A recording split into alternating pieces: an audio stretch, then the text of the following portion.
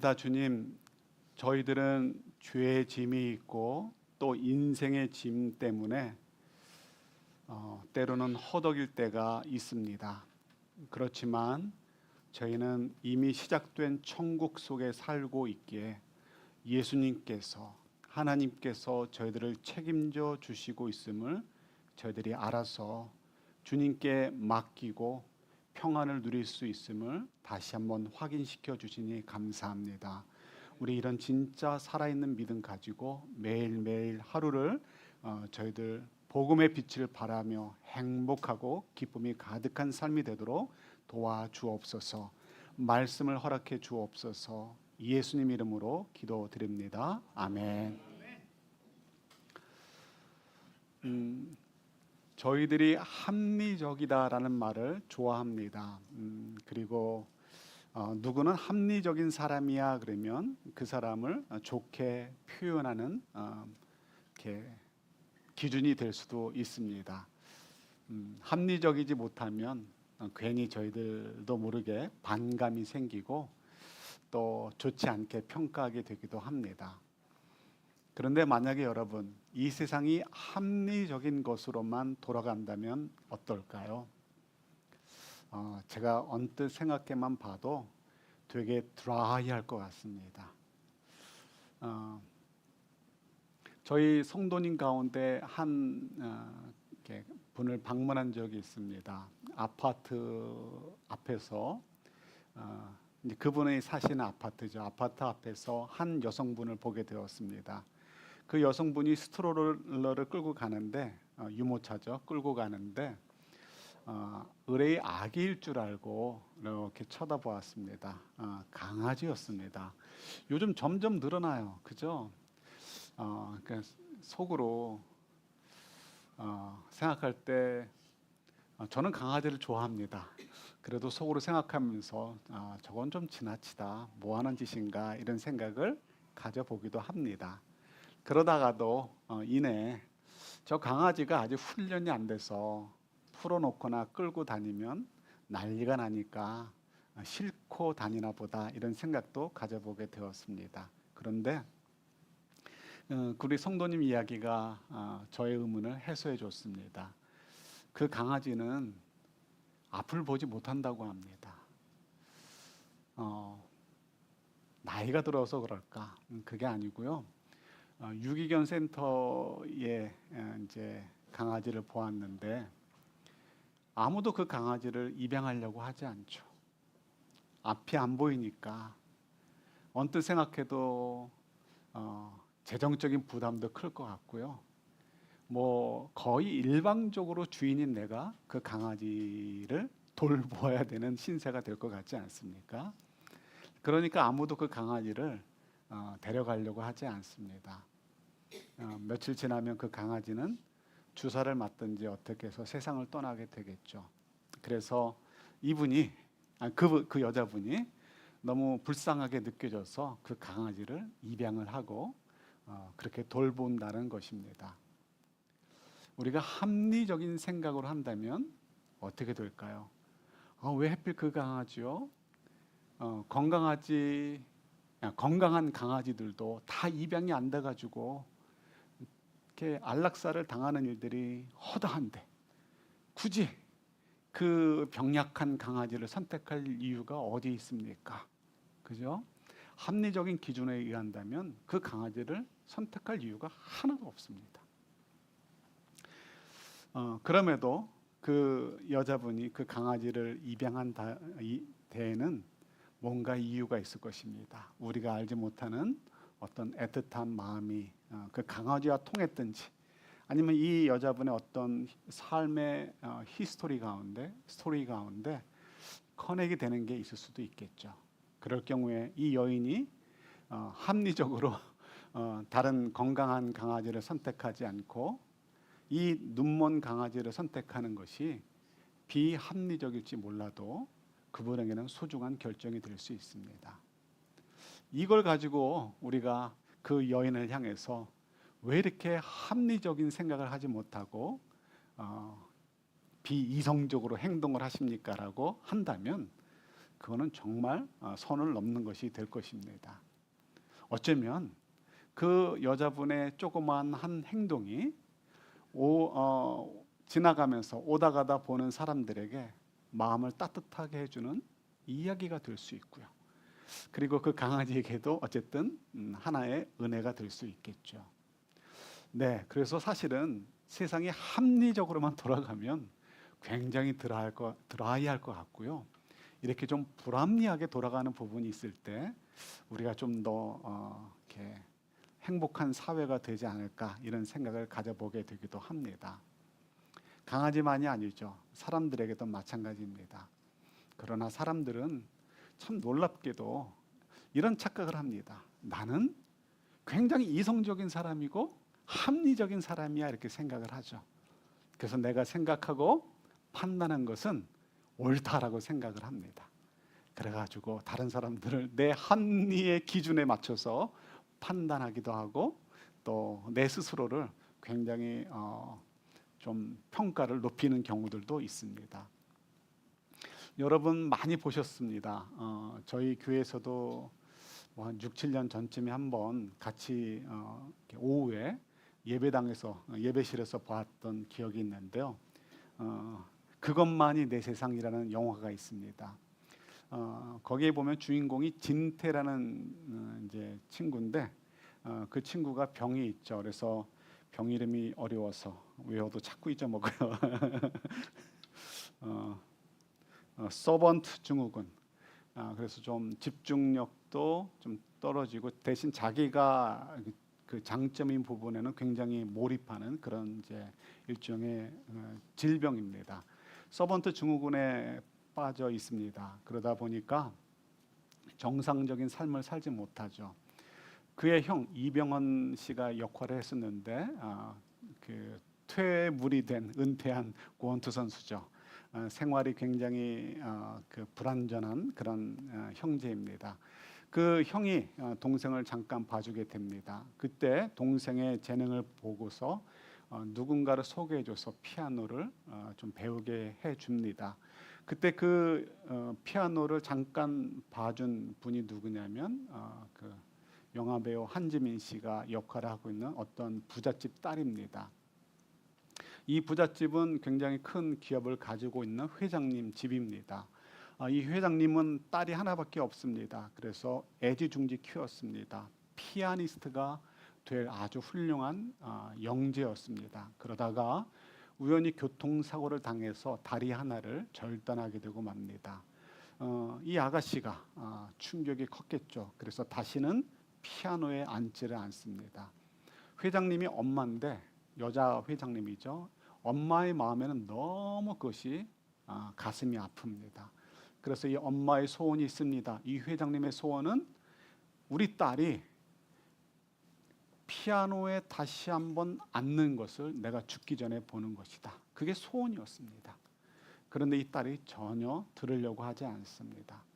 그러다가 이 딸이 우연히 진태라는 이 서번트 증후군 에 빠져 있는 있는 그 진태라는 형제를 보고서 그와 함께 피아노를 연주합니다. 그리고 피아노에 손이 가게 된 것이죠. 이 사실을 알고서 이 회장님이 너무 날듯이 기쁜 것이죠. 자, 이 회장님이 큰 부자입니다. 그의 기업 산하에 이렇게 음악원이 있습니다. 그 음악원에서 이제 콩쿠르를 열게 됩니다. 그런데 이 콩쿠르에서 이 진태가 나갔지만 그만 떨어지게 되고 맙니다. 실력이 부족해서가 아니고 배경이 없기 때문에 떨어졌습니다. 이 딸이 알고서 화가 나서 원장에게 따지지만 들은 척도 하지 않습니다. 딸이 힘이 있죠. 엄마가 누구예요? 회장이죠. 엄마가 그 사실을 알고서 원장을 찾아갑니다. 그리고 콩쿠르 뒤에 열리는 갈라쇼에 이 진태를 이제 그들의 표현으로 꽂아 넣으라라고 이야기를 합니다. 순서를 주라는 것이죠. 그랬더니 이 원장이 얘기합니다. 할 수 없습니다라고 이야기를 합니다. 그랬더니 회장이 두 말도 하지 않고요. 비서에게 얘기합니다. 우리 이 음악원의 지분이 얼마나 있지 묻고서 그 지분을 전부 다 다른데 넘기라고 이야기를 합니다. 그러면 이 원장은 자기 자리가 없어지겠죠. 깜짝 놀라서 회장에게 얘기합니다. 회장님, 회장님은 합리적인 분 아니십니까? 그런데 어떻게 이런 요구를 하시고 이렇게 반응을 하십니까? 라고 묻는 것입니다. 이 회장이 얘기합니다. 여자분인데 담배를 쫙 피시면서 아주 우습지도 않다는 투로 얘기를 하는 것이죠. 야, 너는 내가 합리적인 사람이라고 생각하며 지난 30년을 살았니? 라고 묻습니다. 내가 만약에 합리적인 사람이라면 너같이 그지 깡깨이 같은 아무것도 없는 놈을 세워서 많은 돈을 투자해서 음악원을 만들어주고 그 자리에 너를 앉혔겠니? 라고 묻습니다. 그 한마디로 끝나는 것이죠. 그리고 장면이 바뀌고 진태가 갈라쇼에 나옵니다. 우리가 생각할 때는 다들 나는 합리적인 방식을 따라 산다라고 생각을 합니다. 그 회장님과 그 원장님의 사이의 대화 가운데 이런 말이 있습니다. 회장이 묻습니다. 원장에게 묻는 거죠. 야, 너 요즘 돈 많이 벌었지? 라고 묻습니다. 요즘이 아니고 너 돈 많이 벌었지? 묻습니다. 그랬더니 그 원장이라는 분이 얘기하는 것이 아주 또 중요한 부분이죠. 네, 제가 열심히 일한 만큼 벌고 있습니다. 자기는 어떻다고요? 합리적인 선에서 살고 있다라는 것입니다. 그러나 아까 대화에서 나왔듯이 실제로는 그가 원장을 하고 많은 돈을 벌 수 있고 명예를 누릴 수 있고 권력을 누리는 데에는 합리적인 결정에 의해서가 아니고 회장에 의해서 선택받아서 그냥 어떤 면에서는 은혜를 입은 것에 지나지 않는다는 것이죠. 사실은 저희들이 그 원장처럼 생각하고 살고 있지 않는지 모르겠습니다.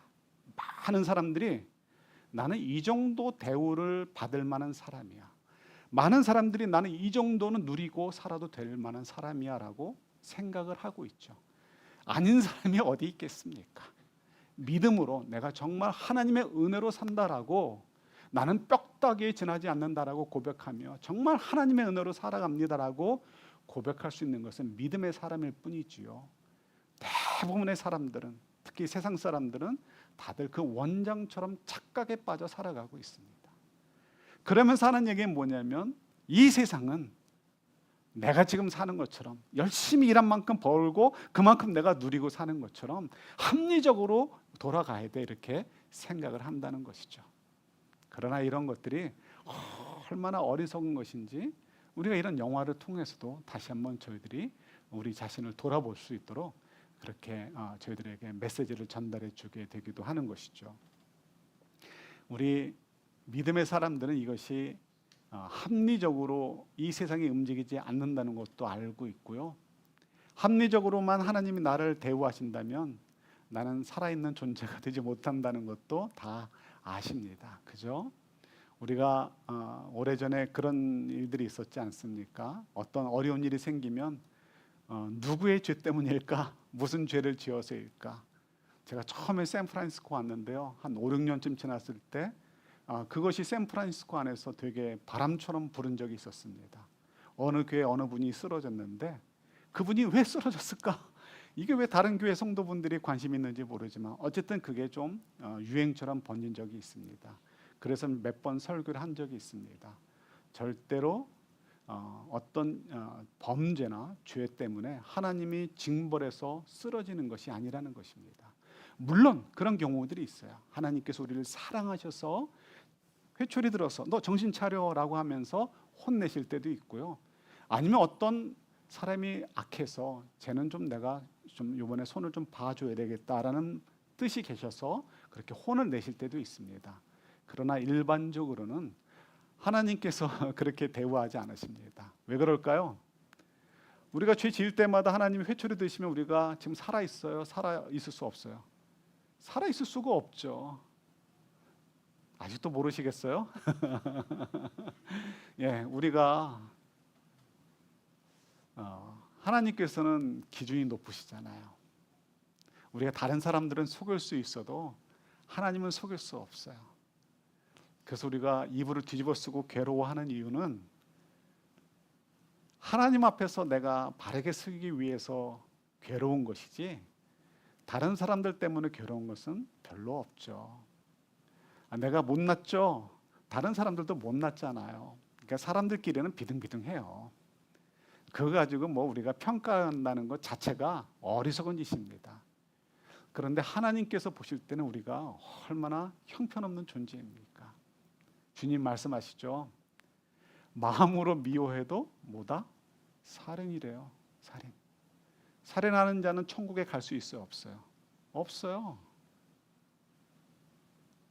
그래서 우리가 진짜 믿음이 있는 사람, 천국에 갈 수 있는 그런 믿음이 있는 사람은 무서운 거예요. 무서워요. 마음으로 간음하는 사람도 간음한 것이래요. 그래서 무서운 거예요. 두려운 거예요. 그러다 보니까 누가 쓰러졌어요. 병에 걸렸어요. 정말 미련한 사람처럼 무슨 죄 때문에 그랬을까? 혹시라도 여러분 주변에 그런 사람이 있다면, 그렇게 이야기하는 사람이 있다면 IQ 한 30, 40 정도 된 사람으로 여기시고 여러분들께서 알고 계신 복음을 잘 가르쳐 주셔야 돼요. 물론 거듭 얘기해요. 하나님께서 혼내실 때도 있어요. 그러나 그거는 정말 우리가 알잖아요. 우리가 죄 지은 것 가운데 하나님이 혼내시는 게 몇 프로나 되십니까? 1% 되겠어요? 2% 되겠어요? 나머지 다 눈 감아주시고 참아주신단 말이에요. 성장할 때까지 기다려 주시면서, 그죠? 그래서 우리가 압니다. 우리 죄가 너무 다양하고 너무 많고 커서 하나님의 기준에 볼 때는 맨날 살인이나 하고 다니면서도 고개 빳빳하게 세우고 그 살인을 조장하고 옆에 사람들하고 쑥쑥쑥덕거리면서 누구를 욕하면서 살인하면서도 잘났다라고 기도하자고 얘기하는 그런 엉터리 같은 그런 사람들이 많을 수 있는 그런 위험들을 저희들이 가지고 있잖아요. 우리가 그렇다는 게 아니고 우리가 또 우리 주변에 그럴 수 있다는 것이죠. 그래서 우리가 정말 두렵고 떨릴 수밖에 없습니다. 거듭 얘기한다면 합리적으로 우리가 대우를 받으며 살고 있지 않다라는 것입니다. 은혜죠, 은혜. 오늘 본문이 그것을 얘기해 줍니다. 우리 오늘 본문 다시 한 번만 띄워줘 보실래요? 오늘 본문 1장 18절이요. 우리 앞으로 가셔가지고요. 이렇게 오늘 처음에 읽은 우리 함께 다시 읽겠습니다. 십자가의 말씀이 멸망할 자들에게는 어리석은 것이지만 구원을 받은 사람인 우리에게는 하나님의 능력입니다. 예, 이 말씀이 뭐냐면 바로 지금 우리가 나눈 이야기들을 함축하고 있는 거예요. 사람들이 이야기합니다. 합리적인 것이 아닌 것은 가치가 없다라는 것이죠. 그래서 당시에 초대교회 당시에는 사람들이 복음에 대해서 이렇게 평가를 했단 말이에요.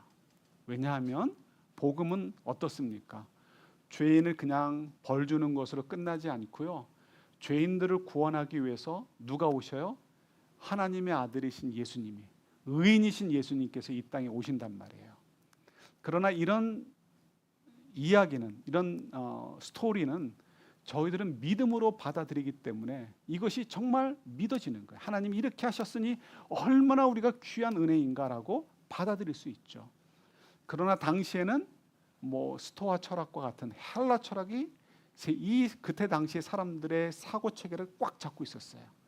그들에게는 이 육체라는 것 자체가 죄악이고 우리가 구원을 얻고 죄로부터 벗어나기 위해서는 이 육체에서 벗어나야 된다라고 믿었어요.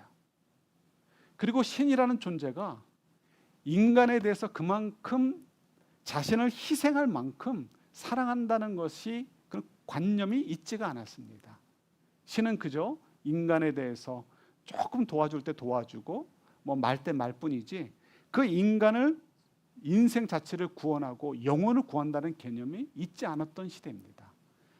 그런데 예수님께서, 신이신 예수님께서, 깨끗하시고 의로우신 예수님께서 죄의 몸인 인간의 몸으로 입고 인간을 구원하기 위해서 스스로 낮아지셔서 이 땅에 오신다는 얘기는 합리적으로 이성적으로 논리적으로 성립이 되지가 않습니다. 그래서 사람들이 생각할 때 어리석은 이야기다, 어리석은 주장이다라고 사람들이 다 그렇게 조롱을 했어요. 그래서 이제 사도 바울이 얘기하는 것이죠.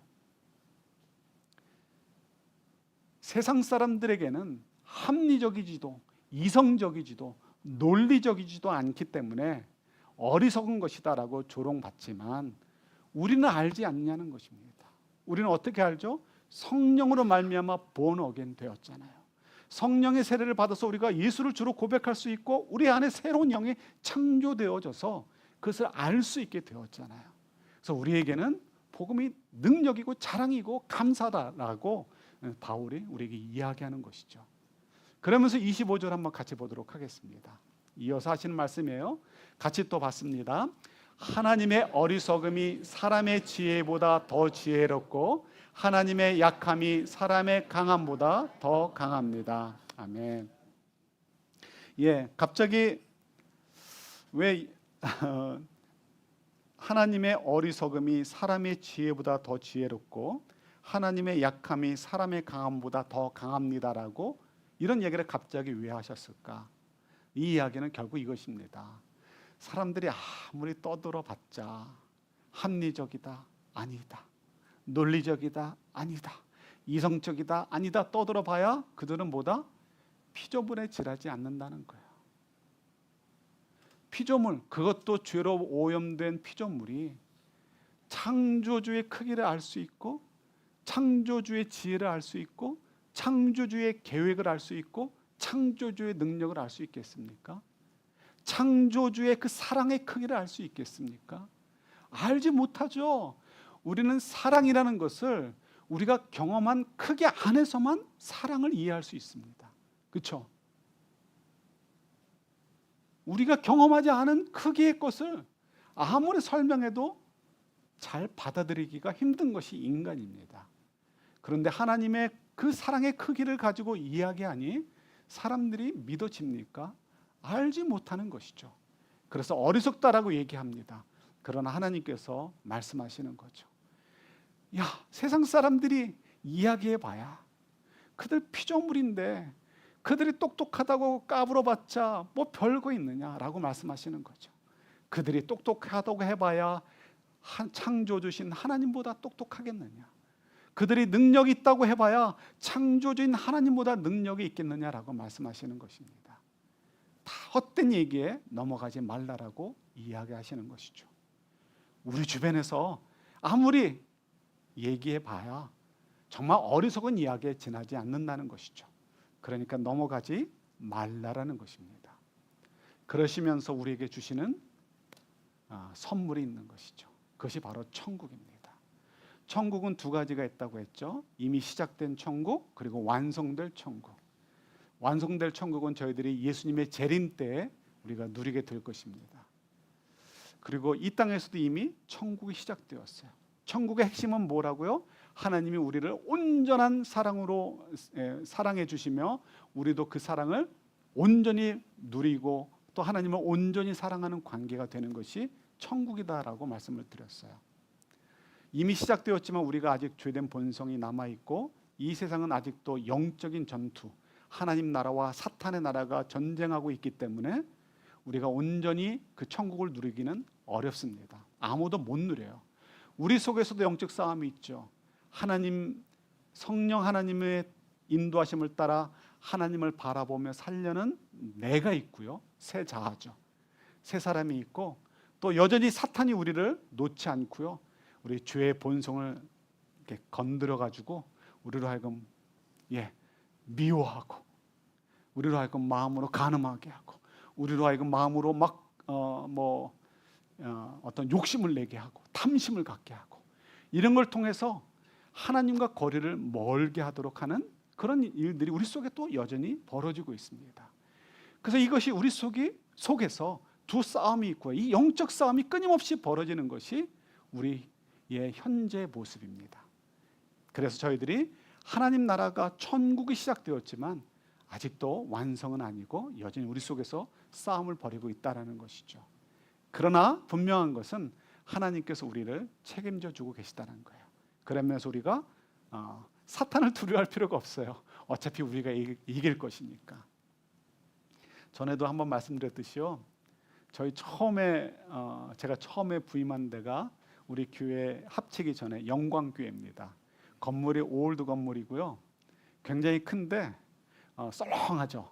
그리고 주변은 이제 굉장히 지저분한 동네였습니다. 그래서 문을 꼭꼭 잠그고 살았는데 뭐 성도님 가운데 어떤 분들이 좀 저희 교회가 기운이 안 좋대요. 그래가지고 어떻게 해요?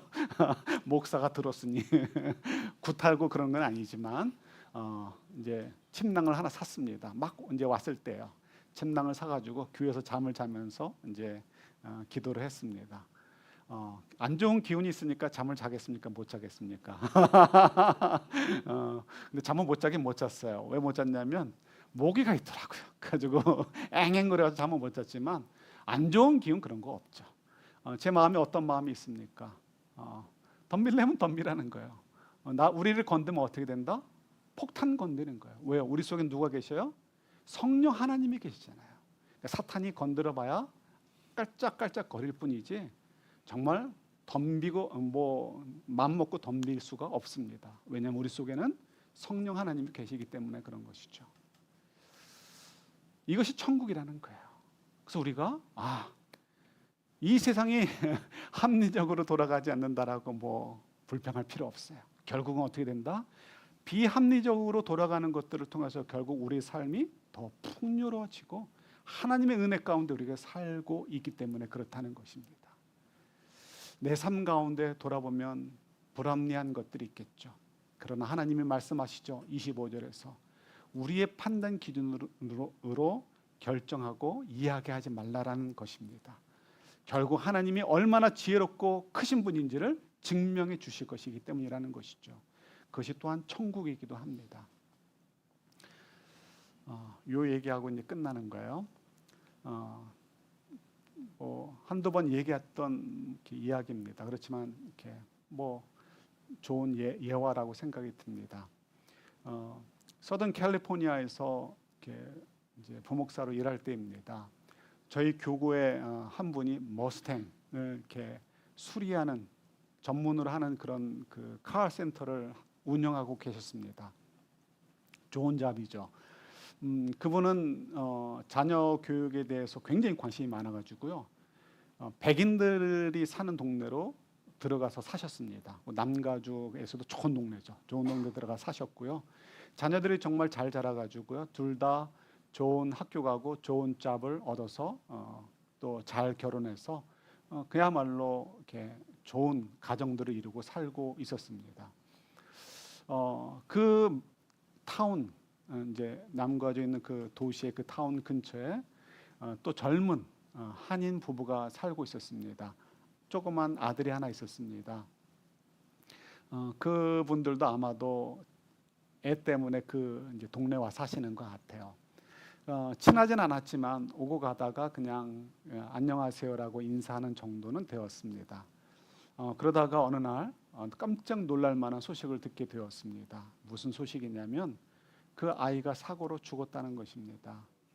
그래서 우리 교회 성도님들이 그때만 해도 교회를 다니지 않았습니다.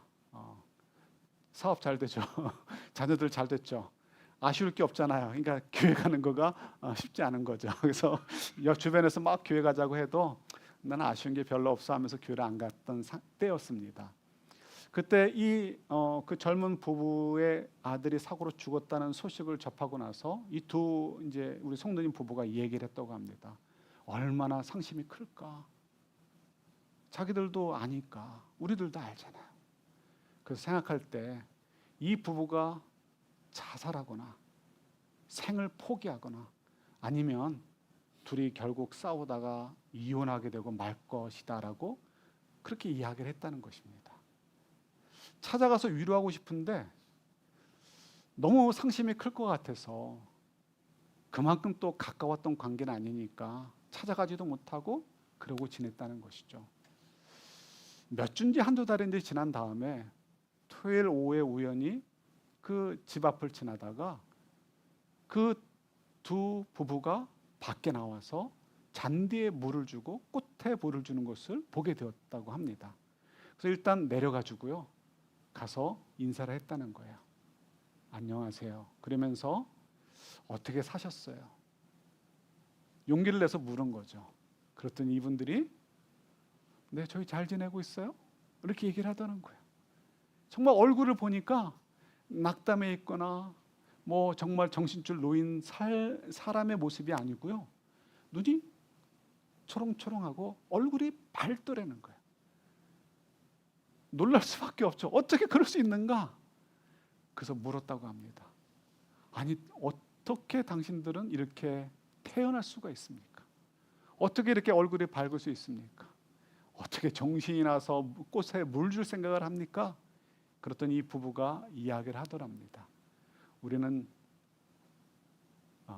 천국에서 만날 것이기 때문에 그래요.